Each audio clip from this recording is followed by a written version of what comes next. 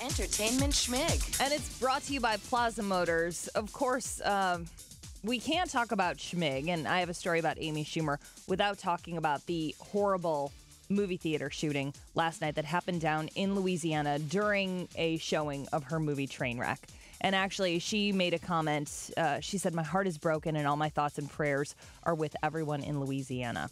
3 people are dead, including the gunman. They believe that he killed himself after opening fire in this theater, and a lot of other people are injured, but it could have been many more. Apparently, there was a teacher who pulled a fire alarm after being shot to kind of alert people that there was something going on. And Governor Bobby Jindal said that that could have saved, many lives. Yeah, the sad part about this is that, I was thinking about this morning. There's a theater. We love the show, and we remember we were talking on the air about sending people there. We talked to Colin Quinn on the air and how funny this movie is, and that the last moments of some of these people's lives, or the last thing they'll remember, is the humor, the laughing, and just feeling good about being in a place. There isn't any place that's safe anymore. No, it really isn't. And there's nothing you can do to prevent this kind of thing. I feel terrible that it happened in an Amy Schumer movie, but it could, like we'll always remember Dark Knight as being the movie that was showing in the theater, and it's just a shame that all of this should ever have to happen. Yeah, that you're not safe anywhere. No. Right. Ugh. It makes this next story, I don't know if it makes it seem not as bad, or maybe this radio guy out of Australia. What's the deal with rude radio hosts out of Australia? Australia is known for their... Yeah, they try to be edgy, and, it just makes them look ridiculous. But I read the story, and I love what Amy Schumer said. She is, can you... Yeah, actually, we have some of the audio from this interview. She's with a man and a woman out of Australia. They're asking her about her movie Trainwreck, asking if it's autobiographical. Do you have the word skanky in America? We do have that word. Yeah, maybe we shouldn't have What used made you it think then. about your mom? Why did she just pop in your mind? She didn't wear a skirt all She the didn't time, wear a so length skirt? wasn't really an issue. Oh, okay. No, come on. That's the character of the movie. I'm not trying to offend you. It's how Whatever it rolls. you're trying to do, you are. That's a rude question. Well, I'm not leaving till we get the car crash moment. I mean, that's what we would love. Well, then you're going to have to get it from your wife when you go home. Well, I didn't hear all the stuff that... So she starts out by saying, he asked if it's autobiographical, and she says, "There's a lot of me in this movie. I'm not embarrassed to say that. I would say it's me like 10 years ago." And then he said, "Do you have the word skanky in America?" Then when she makes a joke about his mom, he said, "My mom died." And This is great.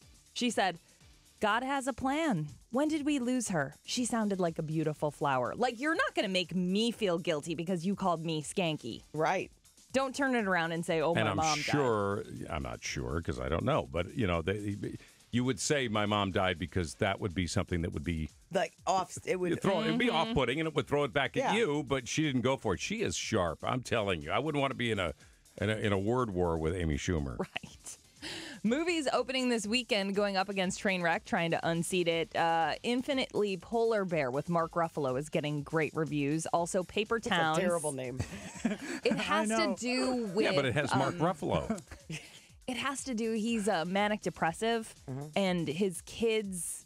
That's like a term that they come up with to describe their dad, Infinitely Polar Bear. All right. It's like an inside thing within the movie. Jen just threw that at you. Doesn't it make you feel terrible? No, not at all. Of course. Sounds like a wonderful flower.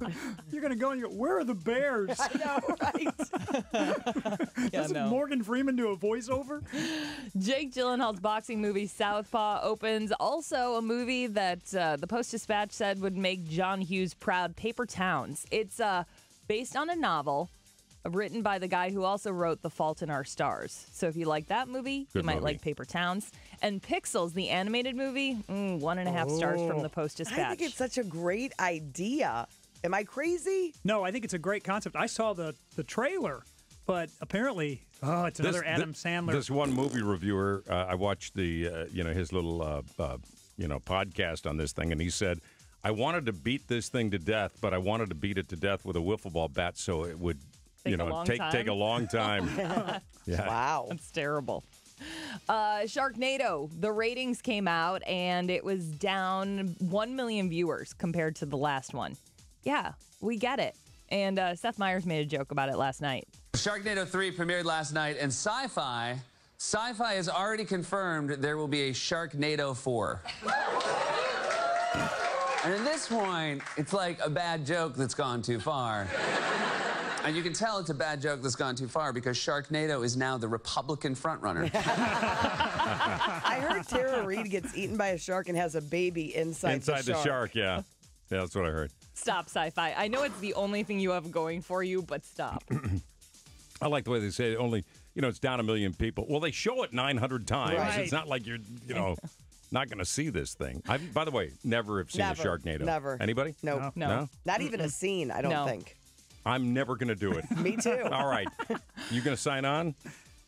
To what? To never Never ever? see it. Yeah. It's like your Titanic vow. It might All right. come up. Get something sharp. We can sign it in blood. How about a shark's tooth? And on TV this weekend, Celebrity Family Feud, Joey Lawrence versus Mario Lopez. Whoa! And finally, the series premiere of I Am Kate, following Caitlyn Jenner. That's this Sunday at 7 on E! That's Entertainment Schmig. In just about an hour, Schmig Schmackdown. Test your pop culture knowledge. And then another edition of the Schmig at 8:40. This summer.